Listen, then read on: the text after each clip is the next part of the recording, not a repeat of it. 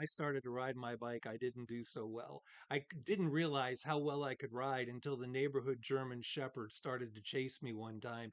Yes, he bit me, and yes, it bothered me, but I learned to ride. And so some of the things that we see children struggling with homework, we see children handling a difficult situation, whether it's riding a bike. I've been teaching my grandson who's turned 16, and we've been talking about driving, and I put him in my car and I take him out and I drive with him and watching him. Initially people look right down in front of them and they start to make all these corrections, but over time they become more comfortable.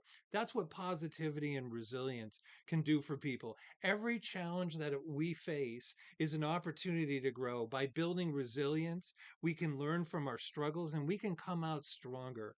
My goal and the goal of my friend Phil, who began to develop this curriculum with his children, is that we would see children who would be able to face circumstances and situations and be able to overcome those obstacles, that we would teach them how to think critically, be able to think out the problem instead of just guessing, but begin to work through that process. Our curriculum of Grandpa Owl will be able to teach them how to turn challenges into triumphs.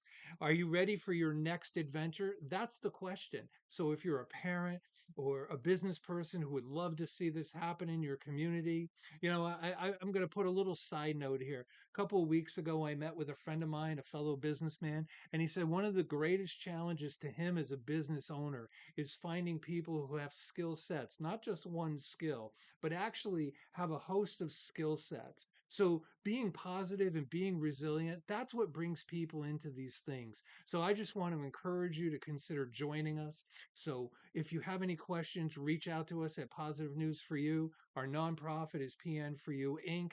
We're a registered 501c3. We would love to do some things with you. And if you think there's something you can add that would bring value to what we're already doing, we would love to hear from you. Thanks.